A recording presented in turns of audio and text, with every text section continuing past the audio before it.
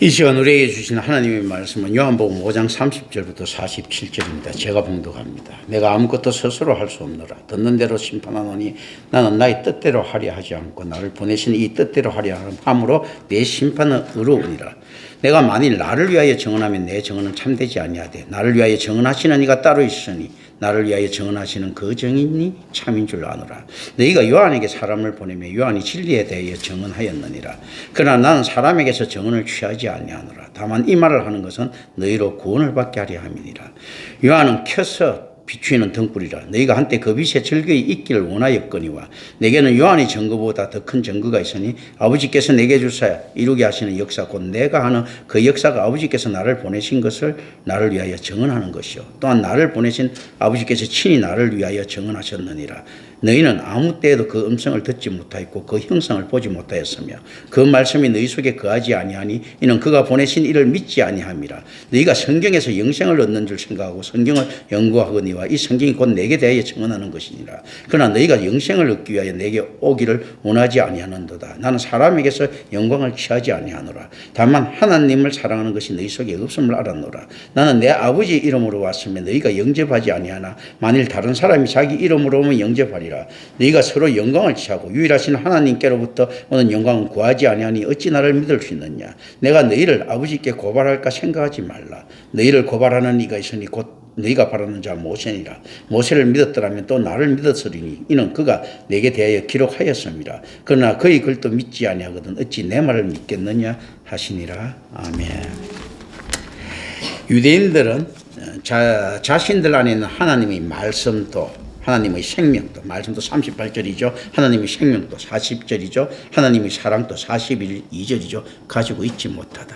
그렇기 때문에 그들은 하나님의 이름으로 오시는 자를 영접하지 않아야 한다. 가지고 있지 않으니까 영접할 수가 없는 거죠. 알아볼 수 있는 능력이 없는 겁니다. 된장과 똥을 구별할 수 없으면 똥인지 된장인지 알 수 없다. 이렇게 우리 똥인지 된장인지 모르고 말이야. 찍어 먹어봐야 하나 하는 거. 근데 그 맛까지도 모르면 더 모르죠. 그죠? 근데 실질적으로 그건 찍어 먹어봐야 아는 사람 수준보다 훨씬 못한 것이 아예 처음 경험하는 거니까. 그러니까 이들에게는 이미 황금 송아지 잔상들이 남아있는 거예요. 그리고 애굽에서의 이 잘못된 습관들이 남아있는 거예요. 애굽에서의 잘못된 습관들이 남아있지 않으려고 하면 모세처럼 은혜를 받아버려야 됩니다. 그러면 모세만큼 애굽의 그 습관에 익숙해져 있는 사람이 없는데 은혜 받으니까 모세가 변했단 말이죠. 그렇다면 이스라엘 사람도 은혜 받으면 다 변할 수 있는 거죠. 애굽의 왕실에서 자랐지 않습니까? 그런데도 모세가 변했어요. 그러니까 나머지 사람들은 하나님 앞에 변명할 수가 없습니다. 지금 이제 오늘날도 똑같은 일들이 벌어집니다. 그들은 자기 이름으로 오는 자를 기꺼이 영접한다는 겁니다. 그게 하나님이 아닌 자기에게 합당한 자, 이 43절이 나오는 이거죠. 그러니까 실질적으로 자기 이름으로 오는 자라는 개념이 어떻습니까? 하나님이 아닌 다른 이름이 아니고 예수 부적이나 예수 동명인으로 오는 교회를 오늘날 영접하고 있지 않습니까? 이제 이런 것들이에요. 우리가 많은 것들 속지 말아야 될 것이 있습니다. 오늘날 정치 시계가 굉장히 불안하고 사회가 굉장히 불안한 형태를 지니고 있습니다. 그러나 이거는 과정일 뿐이에요. 안 불안합니다. 어떻게 보면 사실은요. 이 배부른 아우성이죠. 우리가 우간다처럼 가나처럼 아프리카의 가난한 나라들처럼 이런 것처럼 이렇게 그런 형태는 아니지 않습니까? 이제 배부르면 그런 건데 그렇기 때문에 실질적으로 위기감을 느낄 수는 있어도요. 실제로 여기에서 자기 이익을 위해서 현혹되는 일은 없어야 됩니다. 좀 더 나은 경제를 바란다고 하는 그 미명 아래요. 자, 애국 보수처럼 이 보수를 지지하는 사람들 애국 보수처럼 보이는 목사들 보면 어떤 때는 감사하고 존경하는 마음이 들겠죠. 그러나 그들이 외치는 소리를 듣지 말고 그들이 나서야 될 때 못 나서고 쓸데없는 곳에 실제 쓸데없는 곳이 아니지만 쓸데없는 곳에는 저렇게 적극적으로 나서는 거예요. 그들이 국가를 위해서 예를 들어서 부산에 세계로 교회가 나타났다. 감사한 부분들이 있겠죠. 누가 어느 그 목사들 나타났다 감사한 부분이 있겠는데 그들이 그러면 그거 나타났을 때는 무엇을 느꼈기 때문에 나타납니까? 위기감을 느끼기 때문에 일어났을 거예요. 그 위기감이라는 어떤 겁니까? 자기한테 어쨌든 간에 손해가 될 것을 발생했기 때문에 일어난 건데 그 말은 무엇입니까? 교회가 오늘날 이 사태에 분연히 보수든 좌파든 우파든 있지 않습니까? 보수든 진보든 세력으로 일어났다는 것은 사회가 자기 이익을 좌우하고 있었다는 것이죠. 복음이 손상됐을 때는 아무도 안 일어났죠. 엉터리 복음이라는 이야기는 교회 내에서 자성의 소리도 지금 초창기부터 지금까지 이어져 내려오고 있는 소리입니다. 이때 과연 분연하게 있지 않습니까? 강화문에서 복음 때문에 집회하고 하는 교회를 본 적이 있습니까? 그러니까 실제로 그 말은 무슨 말인가 하면 복음에는 그 사람들이 당연히 일어나지 말아야 되는 거예요. 왜입니까? 자기 이름으로 오는 자는 기꺼이 영접한다 했죠. 그건 무슨 말입니까? 자기 안에서 이익되는 부분이에요. 그러니까 그 사람들은 지금 그 사람들이 그렇게 안 하는 게 틀린 이야기가 아니에요. 왜 그러는가 하면 그 사람들은 어떤 것들이 자기 이익과 자기 생존과 관계되어 있는가 하면 이 사회 현상이에요. 임마누엘교는 어떤 겁니까? 복음의 현상들입니다. 우리는 복음이 잘못했을 때 분연히 일어나도요.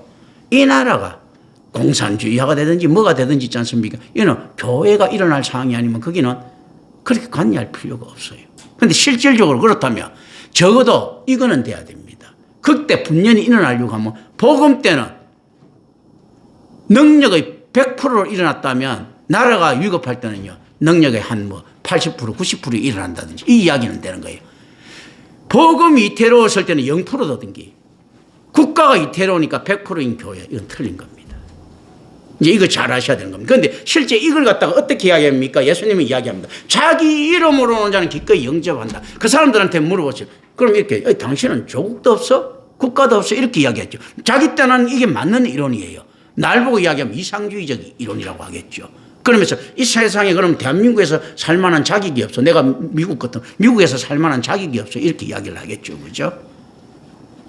그런데 좋다. 자격이 없다고 칩시다. 그런데 이 사람 그러면 복음을 갖다가 그 복음이 그리 등한시하면 그는 교회 다닐 자격이 없는 거죠. 그러니까 이 세상에 다니면서 내가 교회를 다녀주면서 기독교라고 하는 종교를 갖다 생성시켜 주는 거 하나님 내한테 감사해야 됩니다 하는 요꼬라집니까? 그렇게 돼버리는 거예요, 사실은. 이걸 우리 어떻게 해석하고 알아야 될 것인가. 그러니까 실제 태초부터 지금까지 있어왔던 상황입니다. 아담과 하와가 생각했던 것도 역시 마찬가지거든요. 사회 현상에 무너졌거든요. 선악과라고 하는 그 과일나무가 있지 않습니까? 금지된 나무가 있는 걸 왜 구태여 따먹지 말아야 되나 하는 평등에 하나님과 우리하고 평등해지고 싶어하는 진보주의 사상이 있었죠. 그죠? 그리고 내 결정은 내가 해야 된다는 있지 않습니까? 보수가 이야기하는 자유주의 사상이 있었죠. 그죠? 그 안에서 그걸 갖다 그러니까 하나님의 법칙은 항상 그런 거예요. 내 말에 절대적으로 순종하고 내 말이 진리인 줄 아느냐. 진리인 줄 알면 다른데 눈을 안 돌릴 건데 어떻습니까? 다른 복음을 아담과 하와가 가지고 있었던 거예요. 지금 여전히 평등과 자유라고는 진보와 보수 있지 않습니까? 그 이념 이데올로기를 가지고 안에서 대하면 어떻습니까? 범죄가 되는 겁니다. 그게 누구한테 통해서 들어옵니까? 뱀의 유혹에 통해서 들어옵니다. 그죠? 그러니까 아담과 하와가 가장 현명했을 때는 뱀의 유혹을 듣지 않았을 때죠. 그래서 우리가 실제로 세상의 지식을 알았을 때 현명해진다고 착각할 수가 있습니다. 뱀의 말 듣고 난 다음에 자기가 모르는 지식 하나가 쌓였어요. 그죠? 그러면서 이제 범죄를 하게 되는데 이 지식은 어떤 지식입니까? 지식을 갉아먹는 행위예요. 더 나쁜 지식이 된 거예요. 오히려 바보처럼 순종해 보였던 아담과 하와가 가장 현명한 지식의 소유자였던 거예요. 뱀의 유혹이 들어오는 순간에 그렇게 된 거예요. 실질적으로 자기 기준점을 어떻게 놓느냐에 따라서 그 자기 자신의 가치가 달라진 겁니다. 지식의 가치도 자기 자신의 개인의 인격의 가치하고 관계가 있지 않습니까? 그런데 자기 자신의 가치가 없어지는데 어떻게 자기 안에 있는 것들이 가치가 높아질 수 있겠습니까? 우리 이걸 잘 아셔야 되는 겁니다. 그리스도인들은요. 복음에 대한 가치가 없어진다면 넌이에요. 아무것도 없는 겁니다. 이걸 잘 아셔야 됩니다. 그래서 사탄을 이야기할 때는 어떤 데 무존재라는 개념으로도 이야기를 합니다. nothingness 이렇게 이야기를 해요. 자, 사탄 이렇게 이야기하죠. 그것도 이야기하고 뭐 여러 가지 명칭으로 이렇게 뭐 이렇게 부를 수가 있습니다. 뭐 유혹자라고도 부르고 있지 않습니까? 그때 나식리스, 무존재 이렇게도 이렇게 이야기를 하거든요. 실제 어떤가 하면 그 가치가 무정에 빠지고 영벌 받아야 될 존재가 무존재라는 이야기가 아니고요. 자기 가치가 전혀 없는 놈인 거예요. 그냥 하나님 앞에서 존재 가치가 없으면 존재하게 해주신 하나님에 대한 반역이죠. 자기 가치가 없다면 그 자체로 죄입니다. 그래서 세상은 뜨겁거나 차갑거나 해야 되는데 우리가 어떻게 걸어가야 되는 것 하면요. 하나님 앞에서 자기 존재 가치를 가지든지 존재 가치를 거부하면서 영벌받든지. 왜냐하면 존재를 시키신 하나님 앞에서 내 존재를 부정한다는 것 자체는 하나님의 절대권에 대한 부정이거든요. 반역입니다. 그게 실제로 복음이 아닌 다른 것에 전념하는 건 있지 않습니까? 그 가치를 복음보다 사회적 가치를 나머지 더 높게 평가했다고 이렇게 이야기했다면 그 복음이에요. 다른 복음이잖아요. 다른 사람의 이름으로 뭐 환영하지 않습니까? 정의라는 이름으로 오든지 평등이라는 이름으로 오든지 자유라는 이름으로 오면 우리가 환영을 합니까? 그거 다른 복음이 다른 사람 이름으로 온 거예요. 예수라고 하는 있지 않습니까? 진노의 음성을 듣지 못하고 도덕이라고 하는 있지 않습니까? 감미로운 소프트한 말을 듣는다며 이 범죄라는 이야기입니다. 그리고 이건 대부분 다 열렬히 환영할 만한 것입니다. 자, 사탄이 아담과 하와를 유혹할 때 야, 이 멍청한 새끼들아 이렇게 유혹했습니까? 야, 니들이 못하고 있다고 이야기했습니까? 그게 하나님한테 속고 있는 것만 바로 잡아줄게. 내가 니보다 나았을까 아니고 내가 어떻게 하다 알았어. 뭐 옛날 이런 개념들 그죠? 예, 그러니까 우리 서로 공유하려고 해. 내가 아는 것. 요즘에는 뭐 다단계를 하든지 보험하는 사람들도 잘하는 게 어떻는가 하면 이런 것들이죠. 뭐 자기를 도와줄 새가 아니고 내가 당신을 돕겠습니다. 뭐 이런 식이잖아. 이제 사탄도 그런 거거든요. 내가 내가 달라스가 내가 뭐 어떻게 도움이 될 수 있었으면 좋겠다. 그게 어떻는가 하면 하나님에 대한 그 이간질을 하는 거죠. 그죠? 이런 개념들이거든요. 세상은 어떤 식으로 유혹을 해옵니까? 교회가 잘 되려고 하면 시스템만 잘 갖추면 돼.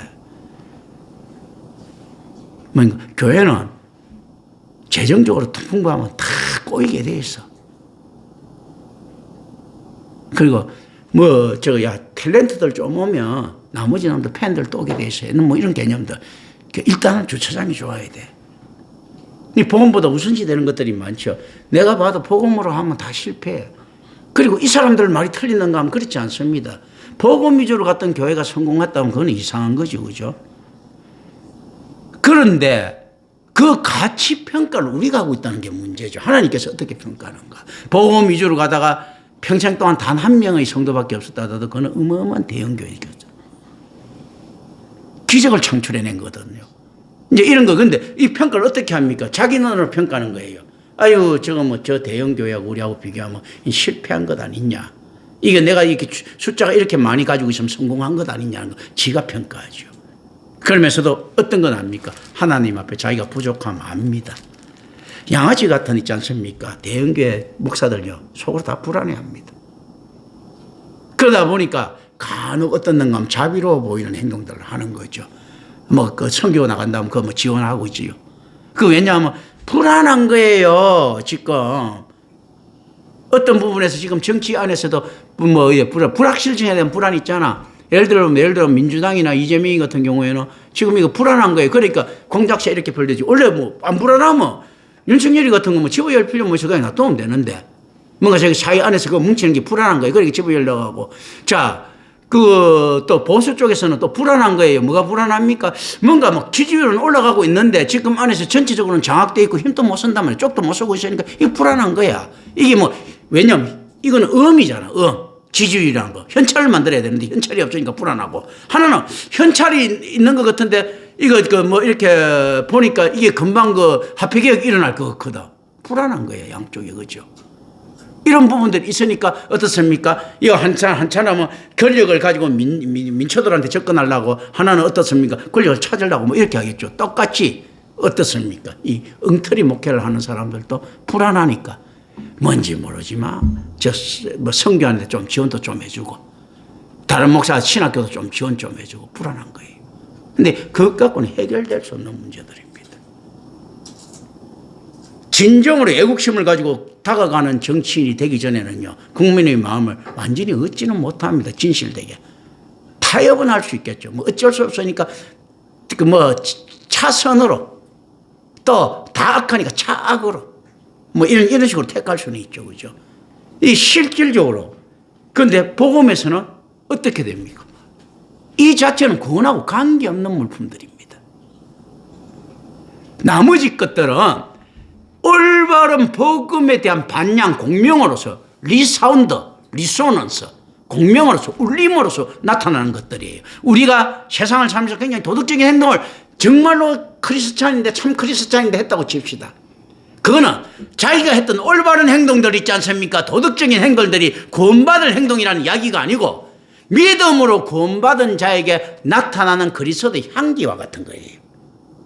그건 구원하고 관계없는 것들이 아닙니다. 내가 가다가 불쌍한 사람을 도와줬어. 누굴 도와줬어. 이건 구원하고 관계있는 게 아니고 내가 받은 구원에 대한 향기로 나타나는 향기로. 그걸 갖다 구원하고 관계되게 시키면 안 됩니다. 자, 롤스로이스 차를 갖다 하나 샀다고 칩시다. 그래서 차 닦는 이거 하나 주죠. 그죠? 뭐 닦는 거 줄 것 아닙니까? 그런데 롤스로이스 차 트렁크에서 이걸 꺼냈을 때 롤스로이스에서 준 거구나 생각하지. 롤스로이스 빼놓고 난데 이거 롤스로이스야 하면서 그 털이 갖다 줘봤자 누가 이렇게 믿겠습니까? 아무거나 이거 롤스로이스 차가 있고 이거 닦는 거는 과외품들인 거예요. 롤스로이스는 아닌 거예요. 믿음으로 구원받고 하나님의 은혜로 구원받는 건 이건 따로 있고 나머지 선한 행동들은 이건 다른 이야기들입니다. 나오는 것들은 그 양옆에가 먼지털이하고 비슷한 것들이죠. 이 자체는 구원하고는 관계 있는 것들이 아닌 거예요. 그러나 어떤가 하면 여기 롤스로이스를 사니까 당연히 따라오는 것들. 인품이나 성품이 좋고 정말로 구원받은 자가 있다면 인품이나 성품은 당연히 따라오는 것들요. 그런데 그리스도인의 인품이 정말 올바른 그리스도인들이 되면 세상으로 볼 때는 그렇게 안 좋아 보이죠. 그런데 정말 좋은 인품들이에요. 무슨 이야기들인가 하면요. 자, 내가 이야기했죠. 선지자들 다 더럽다고. 예수님 굉장히 더럽죠. 예수님이 바보라서 성질 더럽겠습니까? 엘리야가 바보라서 성질 더럽겠어요? 자기가 좋은 말을 하면 인기 있는 줄 알아. 자기 인기를 포기하면서까지도 그 사람 구원에 힘쓰는 거예요. 자기가 그 사람 비위 맞추는 이야기하면 자기 따라올 줄 알아. 그러나 이거 유혹이 되는데 그리고 자기 막 예수님한테 있지 않습니까? 뭐 니고데모가 찾아왔어요. 그러면 니고데모 돈도 많아. 뭐 이렇게 막 주고 막 스폰트 할 줄 알아. 근데 그 예수님께서 그거보다도 올바른 말 함으로써 있지 않습니까? 그 쪽박을 깨는 거예요. 그 철없는 제자들은 어떻게 생각했습니까? 특히 아마 가룟유다 같은 경우는 이렇게 생각했을 겁니다. 가룟유다 예수님 욕 내가 볼 때 되게 많이 했겠어요. 아유 병신 같은 우리 세상. 그 니고데모 그냥 한 군데가 그래 얼굴 꾹꾹거리도 막 뭐 좀 들어오고 그리고 파워가 있으니까 인맥도 좀 생길 건데 거기다 대놓고 그거 못 참고 그거 꼭 그렇게 욕해야 되나 이렇게 이야기하실 거예요. 보통 그렇게 하지 않습니까? 그리고 그 불만들이 사이에 있는 부분들이에요. 그런데 그 불만이 사이에 있으면서도 존경은 하죠. 뭐 이런 것들 있지 않습니까? 뭐 어떤 진짜 애국적인 장구가 있다. 뭐 악비 같은 장군이 있을 수 있고 뭐 여러 가지가 있을 수 있습니다. 뭐 그렇다면 뭡니까? 뭐 옛날에 뭐 군부 이렇게 일어날 때 뭐 장군들 있지 않습니까? 뭐 끝까지 지키려고 하는. 그러면서 장군이 끝까지 따른다면서도 나중에 되면 군부들이 끝까지 따라가지는 못하죠. 그런데 뭐는 바칩니까? 그 사람 충성심에 대해서 존경은 바칩니다. 그런데 같이는 못 걸어간다는 거죠. 왜냐면 네가 같이 걸어갔다가 우리 집은 다 박살나게 생겼거든. 그렇지 않습니까? 박살나게 생긴 같이는 못 가는 거예요. 그 대신 이제 존경은 하는 거예요.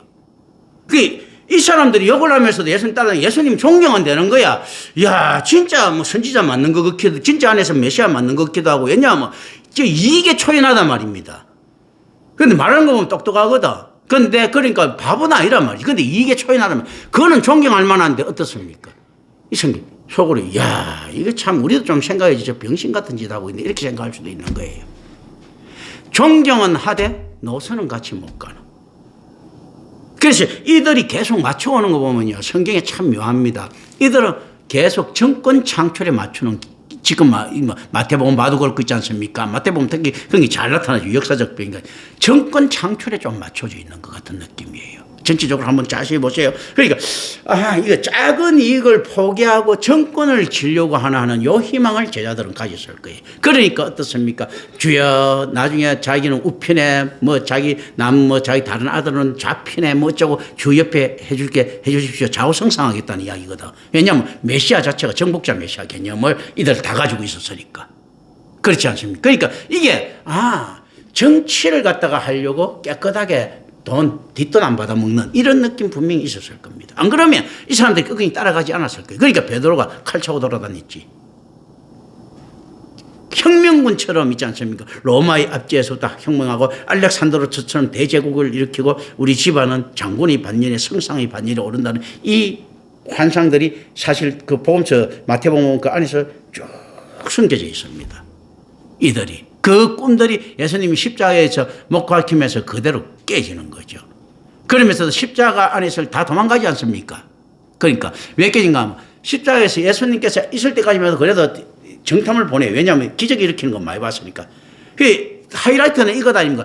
이제 반전. 십자가에 딱 일어났는데 갑자기 벼락이 청둥이 치고 십자가가 깨지고 예수님 공중에 붕붕 날아다니면서 있지 않습니까? 다들 모여라. 그 이스라엘이야 걸게하라면 와 걸게할 것 아닙니까? 이걸 노리고 있을 수도 있죠. 그런데 그것 안 일어났거든. 실제로요. 영적으로 안에 꺾이진 따랐다면 어떻습니까? 뒤에는 이들을 순교하지 않습니까? 신앙이 들어가면 어떻게 합니까? 순교를 합니다. 신앙이 아니고 다른 메시아를 갖다가 예수하고 같이 다니면서도요. 다른 복음을 받아들이니까 어떻습니까? 도망을 가죠. 뒤에 이들이 순교하지 않습니까? 신앙이 들어가니까. 순교는 너무 쉽거든. 오랫동안 사는 것보다 짤막하게 딱 굵고 짜게 딱 죽어버리고 천국 딱 가면 얼마나 남는 장사예요. 그런데 이 사람들이 믿음이 있으면 그 자체는 두렵거든요. 신앙이 있어 보세요. 지금 이제 진짜 예수님이 메시아고 옆에 있다. 병신한 다음에 다 순교하지 안 그렇겠어요? 실제 그 신앙이 없는 거예요. 무엇이 깨졌습니까? 사회 복음, 사회 메시아였던 거예요. 이게. 그러니까 복음이 있지 않습니까? 엉터리로 전파될 때도 안 떠나는데요. 요즘 경기가 안 좋을 때 교회 건축하면 떠납니다. 그죠? 헌금 부담이 있으니까. 그리고 복음을 엉터리로 전파하는 데는 겁을 안 내는데 이 기대를 합니다. 복음을 잘 전파하면 정말로 성도를 양산시킬 수 있다. 이 기대를 하는 게 아니고 건물을 잘 지놓으면 고객들이 올 것이다. 교회라는 건물을 잘 지놓으면 교인이라고 하는 고객들이 올 것이다. 이렇게 딱 생각을 하는 거죠. 다른 복음들입니다. 오늘 이건 분명히 이렇게 하셔야 됩니다. 자, 오늘 이 혼란한 사태에 많은 사람들이 이제 애국자가 되고 실질적으로 어떻는가 하면 야권에서 하는 행동이 보면 지나친 면들이 보이죠. 그죠? 그리고 보니까 처음부터 다 집어넣어놨어. 그러다 보니까 그 앞에서 하는 정강훈이 있지 않습니까? 또 목사라든지 이런 사람들, 제 사실 목사도 아니지만 어쨌든 간에 하는 사람이 올바로 보입니까? 그 사람 있지 않습니까? 자기 나름대로는 올바르고 세상 안에서 어떤 어필이 될지 몰라도 복음은 망가뜨리는 자예요. 그렇다고 그 사람 욕할 필요 있습니까? 없어요. 왜냐하면 지는 지 할 일을 하는 거예요. 차이적으로는 또 도움이 되는 부분들이 분명히 있는 것도 사실이니까. 그 대신 이 사람이 복음 선포자다. 이렇게 하면 이건 이야기가 안 되는 거예요. 사회에 유익한 존재다. 오케이. 그걸 평가할 수 있습니다. 근데 복음에 유익하다. 이거는 전혀 말이 안 됩니다. 교회에 유익하다. 말도 안 되는 소리예요. 사회에 유익하다. 그건 말이 되는 소리입니다. 이거 잘 아셔야 됩니다. 그래서 실제로 한번 보십시오. 이거 이념이 이렇게 떡되니까 지역마다 목회자들 노선이 다르죠. 전라도 쪽 지역하고 경상도 쪽 지역하고 목회자들 노선은 다를 것 아닙니까? 이런 무슨 개 같은 경우가 있습니까? 진리는 하나인데. 말도 안 되는 소리거든요. 이 인간이 만들어냈던 거거든요. 영국군하고 독일군하고 전쟁이 붙을 때 어떻게 했습니까? 둘 다 하나님한테 기도하고 있어요. 그래서 만약에 독일이 승리를 했다 하더라도 이런 이야기를 했을 것입니다. 주님께서 우리를 도와서 승리를 했다. 이렇게 이야기할 거예요.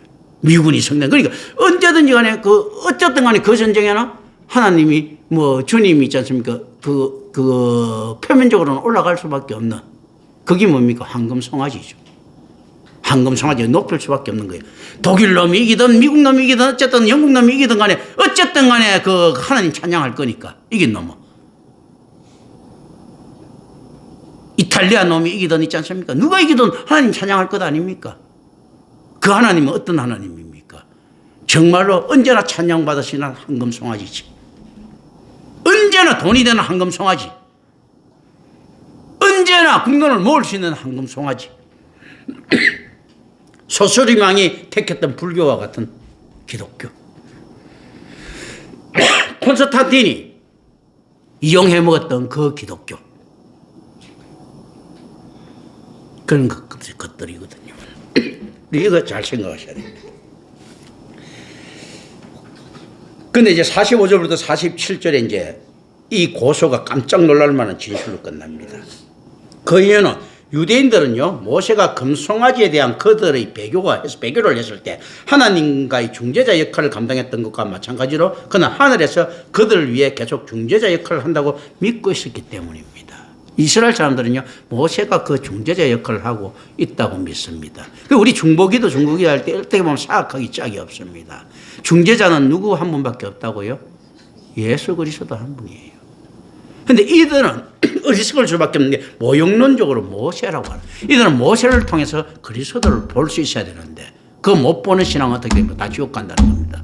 구약에서는 그래서 한 명도 천국 못 가는 걸로 되어 있죠. 왜냐하면 천국의 가장 작은 자가 세례 요한보다 크다고 했으니까. 세례 요한은요, 구약에서 가장 큰 자예요. 인간에서는 가장 큰 자거든요. 그러니까 구약의 마지막 사람을 상징하고 천국은 들어간 사람은 신약의 첫 사람들을 상징하거든요. 신약의 사람들은 구약의 가장 큰 자보다도 무조건 크다는 거거든요. 왜냐하면 예수 그리스도를 모형론의 타이폴로지가 아닌 실제로 이렇게 영접한 사람들이니까. 실제 그런 거거든요. 그런데 이 사람들은 어떻습니까? 그걸 못 봤으니까 모세라고 이야기를 하는데, 그런데 실질적으로 어떻는가 하면 안에서 은혜 받은 자들은 어떻습니까? 메시아에 대한 기대, 오실 그리스도에 대한 기대가 있었죠. 오실 그리스도, 오신 그리스도, 다시 오실 그리스도가 있죠. 다윗도 오실 그리스도에 대한 기대가 있었거든요. 이런 자들의 구원을 받는 거예요. 우리는 예수 그리스도를 믿는 믿음으로 구원을 받죠. 그런데 이건 오실 그리스도를, 우리는 다시 오실 그리스도를 믿는 믿음이에요. 이제 신약 베드로나 이쯤 되면 어떻습니까? 지금 오신 그리스도를 믿는 믿음이에요. 실제로 어떤 것들이 훨씬 더 발달됩니까? 베드로 따위도 우리한테 비교돼서는 안 됩니다.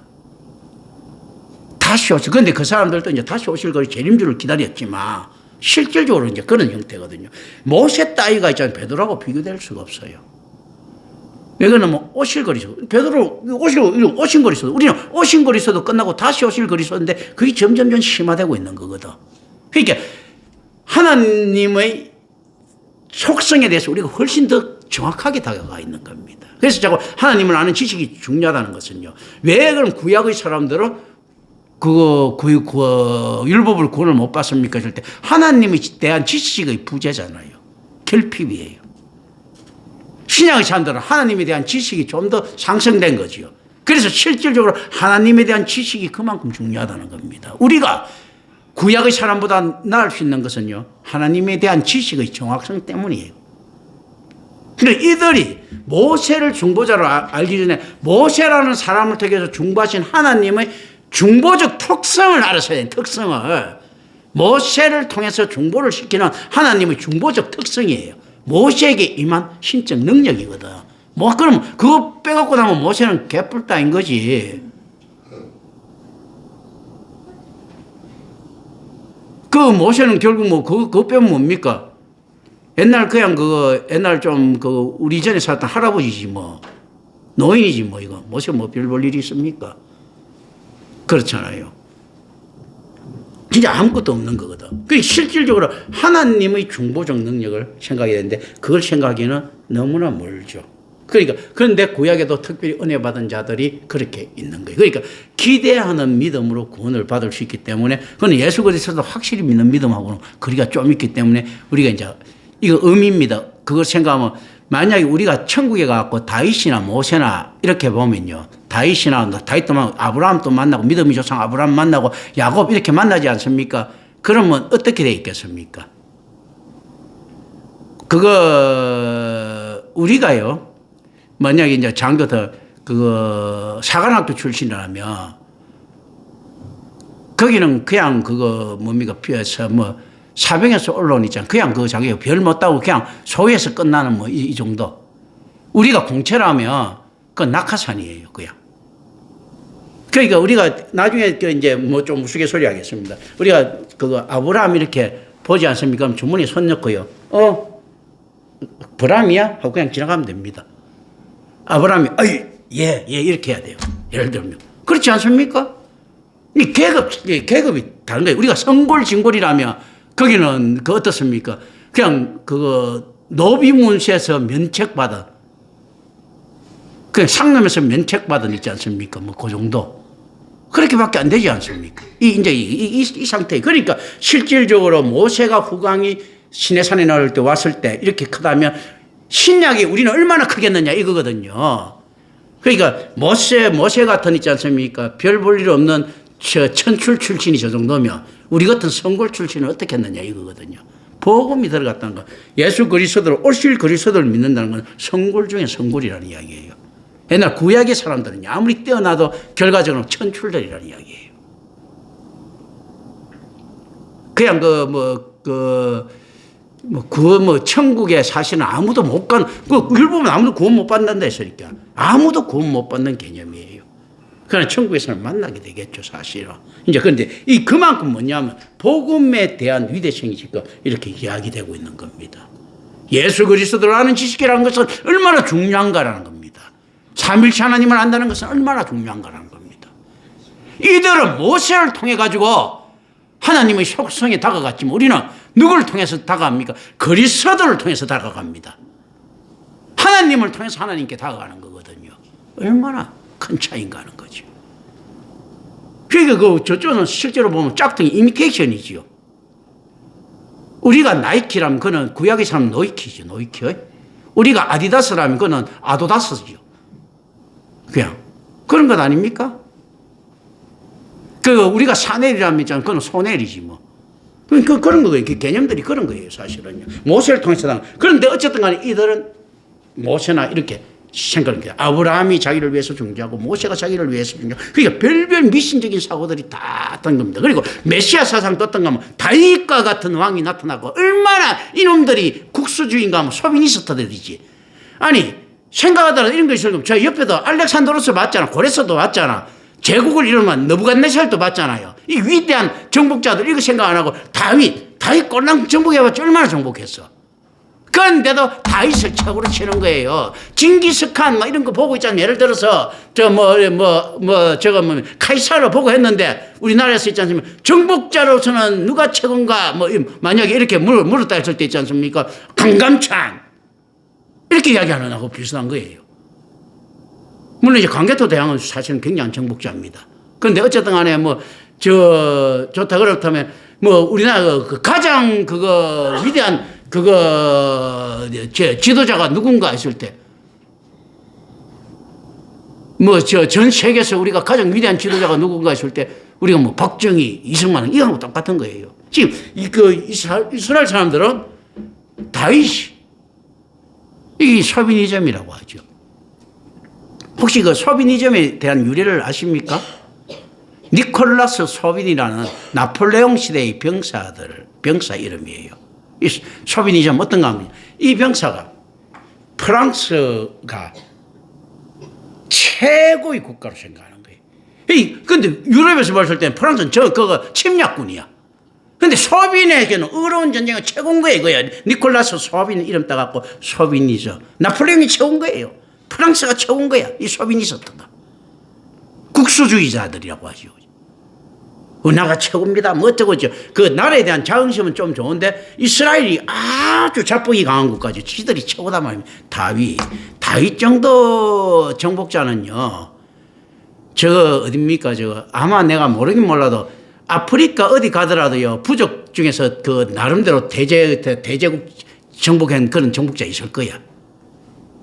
어디 저 인도마다라도 이제 아소카가 있고, 중국마다라 강희제, 다윗보다 월등하게 뛰어나지. 그렇지 않습니까? 정복자 많았지 않습니까? 진시황제, 이런 거 쭉쭉쭉 있는데, 이제 다윗이 이제 최고인 거예요. 이 다윗이 메시아 되면 다윗과 같은 왕이 나타나는 걸 소망한단 말입니다. 참 묘하죠.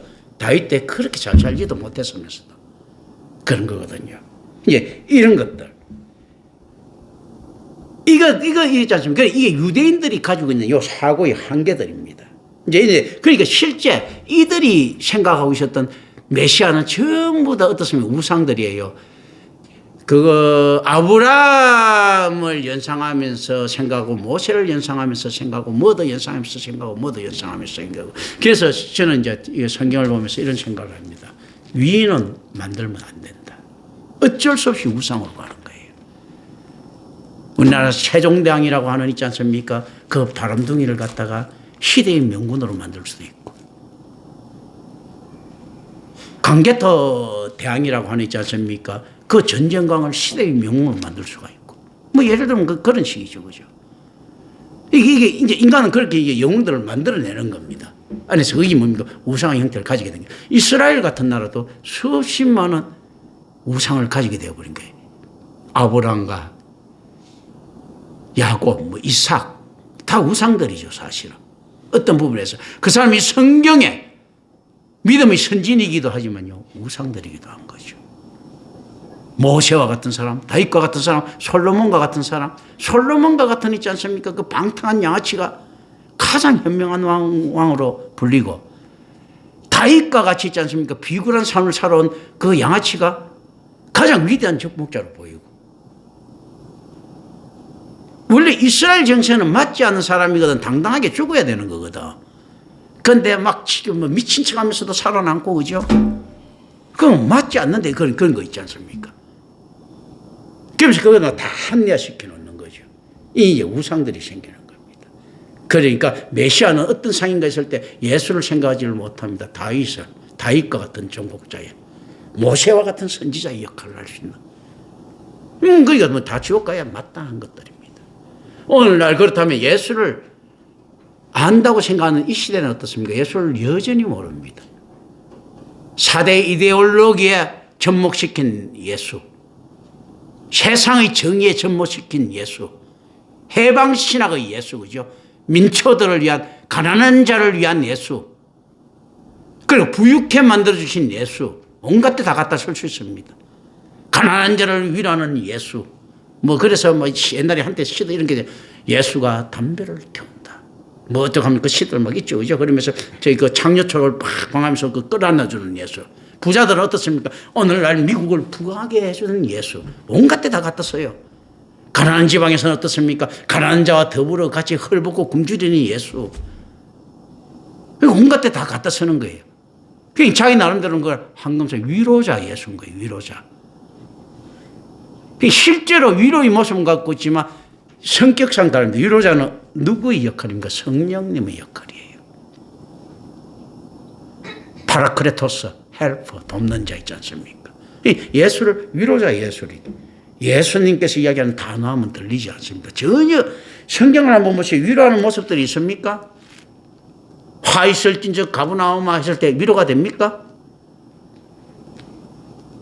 내가 진실로 너희에게 이르노니 그리고 또 그거 나를 따르라 했을 때 있지 않습니까? 위로가 됩니까? 따르기가 힘든데 따르는 방법을 갖다 가르쳐 줘야 되는데 따르는 방법 어떻게 해야 따릅니까? 말도 안 되는 소리 모든 걸 다 버리고 어쩌고 따라. 그게 어떻게 위로가 됩니까? 위로가 되려고 하면 어떤가 하면 네 하는 대로 살고 그냥 예수 하루에 3번씩만 부르면 돼. 이렇게 한다든지 해야 되는데 다 버리고 모든 걸 다 버리고 생명까지 다 버리고 나를 따라. 그게 무슨 위로가 됩니까? 협박이지. 그게 무슨 진짜 일반 이단 교주들도 그 정도까지는 못 하거든요. 예수님께서 요구하시는 것 한번 보세요. 철저한 자기 좁은 길로 들어가라 해서 하고 있지 않습니까? 그래 놓고 난 다음에 그럼 어떻게 부자가 또 될 수는 없죠. 부자가 어떻게 하면 부자가 그 천국 갈 수 있습니까? 낙타가 바늘기 들어가는 것보다 바늘구멍 들어가는 것보다 힘들다. 그럼 인간이 할 수 없지 않습니까? 할 수 없지. 누가 합니까? 하나님으로서는 할 수 있다. 이 무슨 이유가 돼요? 뭐 전혀 할 수 없다는 이야기인데. 이제 이런 것들이죠. 이 안에서 그러니까 하나님에 대한 접근들을 완전히 달래야 되는 거예요. 진짜 안에서 예수님 말씀하신 거, 예수님이 뻥칠 일은 없다. 이거 믿고 들어가야 되는 거예요. 이거부터. 그럼 이 거짓말. 그런데 예수님은 아주 좋게 해석을 하죠. 그 말은 무슨 말입니까? 예수님이 뻥치셨는데 우리가 잘 해석해 줘야 돼. 이렇게 이야기하는 거잖아요. 이게 액면 그대로 믿고 들어가야 되는 거예요. 그대로 믿고 들어가는데 어떤가 하면 우리가 그러면 빠져나갈 구멍은 없는 것일 때 있는 거예요. 그게 신학이 할 일입니다.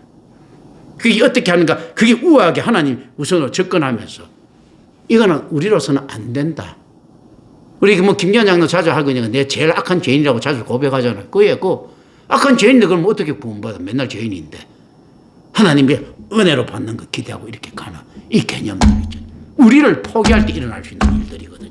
나를 포기하고 나에게 하는 조그만 선한 동력들을 다 없앨 때 하나님께서 하시는 거 의존해갖고 세상 말로 하면요. 감 밑에 떨어져갖고 감 떨어지길 기다리는 거예요. 안 떨어지면 못 먹는 거예요. 그냥. 그걸 기다리는 거. 그런 거거든요. 절대 무능의 존재이기 때문에 이런 거예요. 여호수아는 모세의 임박한 죽음을 애석하게 여겼습니다. 왜냐하면 이스라엘은 더 이상 하나님과 대변할 대변자를 가지지 못할 것이기 때문에. 그래서 여호수아는 애석하게 느끼는 거예요. 왜 느낀다고요? 하나님을 대변할 대언자를 못 만났기 때문에. 못 만날까 봐. 결과적으로 뭐하고 관계 있습니까? 공동체 이익하고 관계 있죠. 그런데 실질적으로 있지 않습니까? 이게 만나기가 굉장히 힘든 겁니다. 올바른 목회자 만나기가 왜 얼마나 힘든가 하면요. 여러분, 이스라엘 사람들이 모세 만나기가 쉬울 것 같아요. 일반이지 않습니까? 사람들이 올바른 목회자 만나기 쉬울 것 같아요. 모세 만나는 게 훨씬 쉽습니다. 올바른 목회자 만나는 거 있지 않습니까? 이거 불가능한 일이에요. 이스라엘은 어떤 친구는 계속 끊임없이 하나님께서 있지 않습니까? 뭔가 안에 찍어내듯이 선지자들 찍어냈어요. 왜 찍어내면 자 모세도 주고 엘리야도 주고 뭐 엘리사도 주고 여러 찍어냅니다. 계속 이렇게 주는데 목회자는 그렇지 않습니다. 복음을 가지고 여러분들이 판단할 수 있도록 복음 딱 던져놓고요. 판단할 능력도 없는 사람한테 들을 끼 있는 자는 들으라 하는데 들을 끼는 없어. 위스풀기요. 살짝 속삭이기 때문에 그걸 갖다 듣게 만들어주는 목사 있지 않습니까? 여러분이 이스라엘 사람이 다윗 있지 않습니까? 만나는 거는 쉬운 일이에요. 그런데 이스라엘 사람들이요. 김경천 목사 만나는 거는 불가능한 일입니다. 지금 그걸 잘 아셔야 되는 겁니다. 이게 진짜 일만을 겨고 올바른 교회라고 할 것 같으면요. 이 목사 만나는 게 이거요. 수천 조분의 일일 수도 있어요. 이 불가능한 일이 일어난 일이에요. 이제 근데 실제 그런 거예요. 근데 그러니까 여호수아가 이걸 아는 거예요. 여호수아 같은 지도자들도 모세라는 대변인 없이 자기는 이 안에 그 별 볼 일 없다는 걸 아는 겁니다. 그 교회밖에 구원 없다는 이 개념들이 그래서 올바른 선지자가 상정됐을 때 이야기거든요. 하나님의 목소리를 모세 말고 누가 들을 수 있겠는가? 여호수아가 그랬다면 이 세상은 어떻게 됩니까? 올바른 목사 말고는 누가 복음을 알 수 있겠는가? 이렇게 생각해야 돼요. 근데 복음은 진하게나 다 알 수 있도록 되어 있습니다. 그 당시에 뭐 코이네라고 평범한 그 글자로 적었는데 어떻게 모를 수 있겠습니까? 아니 그렇게 알려져 있는데 예수님 시대 때 예수님 제자들이 이 어려운 걸 누가 압니까? 라고 이렇게 따지겠어요? 누구든지 알 수 있게 된 거예요. 복음은 예수 그리스도 안에 감춰진 하나님의 비밀이다. 실제 복음이 쉽게 쓰였다 하더라도 우리나라 옛날 그 1000년 전에 있지 않습니까? 신라 향가 1000년에 한 1500년 전에 그 신라 향가 하나 해석하는 것도 지금 불가능해. 옛날 무해양조동이가 이야기했죠. 내 죽고 난 다음에 100년까지는 이 안에 컴마나 바꿀 사람 안 나타날 것이라고. 향가 해석하는 데 있어갖고. 거기 향가가 어떤 노래입니까? 그 일반 저작거리에서 애들도 부르는 노래였어. 다 아는 거. 우리나라 말이야. 그런데도 한 1000년 이상 그러니까 모르는데 2000년, 3000년 있잖아. 4000년 지난 유대인 거 있지 않습니까? 이런 것들이 해석된다고요? 쉽게 적겠다 하더라도 말도 안 되는 소리죠. 신라 향가도 해석 못하면서 유대인 있지 않습니까? 이게 쉽게 해석된다고? 몇천 년 전에 이 글들이요? 이상한 것들이 만연해 있었거든요. 실제. 복음은 문자로 다가오지만요, 하나님의 은혜로 감동으로 해석돼야 됩니다. 그리고 어떻게 되는가 하면요, 복음에는 올바른 역사가 열립니다. 역사 신학자인 김재희 목사가 공부했던 그 가짜 역사 말고 토인비가 연구했던 그 가짜 고고학 말고 하나님의 질서가 들어간 진짜 역사가 열려야 돼요. 그때 성경이 보입니다. 보이니까 들리죠. 저는 언제든지 성경 말씀 듣습니다. 원할 때 언제든지 들을 수 있어요. 비록 이거 막 들리면서도 속으로는 하나님에 대한 제가 불평이 있겠죠. 그런데 불평 하여튼 없는 걸로 산정합니다. 왜냐하면 억지로 어거지로 없는 걸로 내가 자꾸 만들거든. 그러나 어쨌든 간에 그게 들립니다. 들리고 원하면요, 언제 어디선지 하나님의 음성을 들을 수 있습니다. 산에서 등산을 할 때, 길을 걸어갈 때, 뭐가 할 때, 하다못해 골프 연습장에서 골프 치고 당구에서 당구 칠 때도 들으려면 들을 수 있습니다. 밥 먹을 때도 들을 수가 있지 않습니까?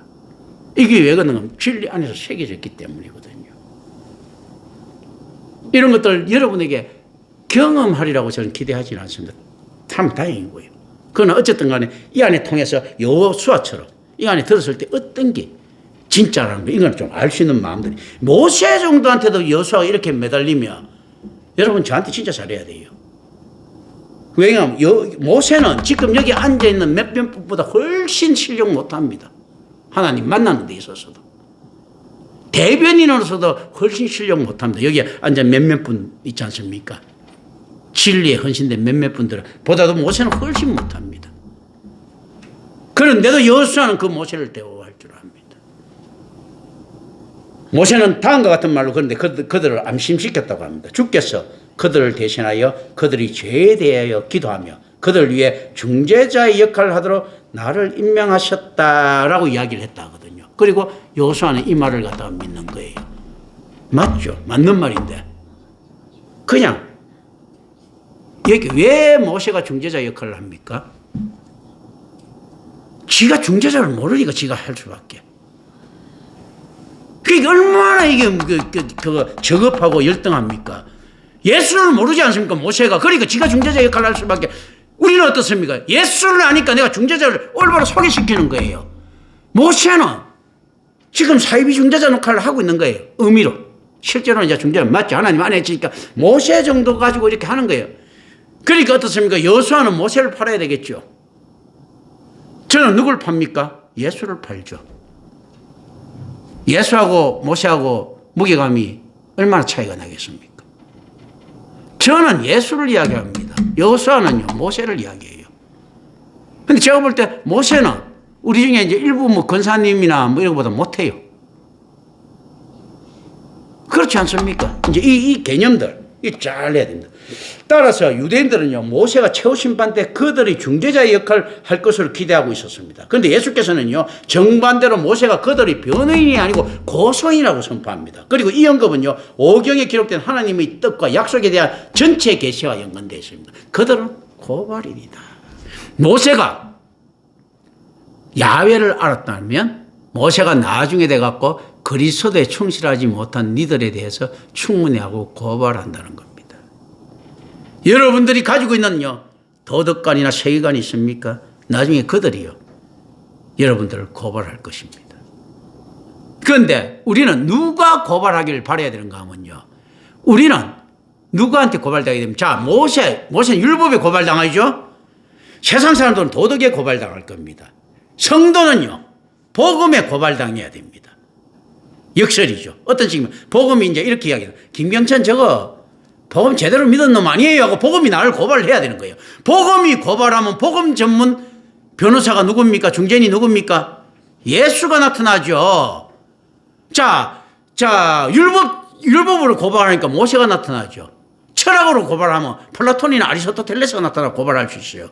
모세가 나타나갖고 중재를 한다든지 아리스토텔레스가 나타나서 중재하는, 이건 그거하고 관계없는 놈들이야. 왜냐하면 예수 말고는 중보자가 없고 예수 말고는 구원받을 수 없다니까. 그러니까 복음이 우리를 잘못했다고 고발해야 되고요. 그러니까 뭐냐, 복음을 알았다는 거거든.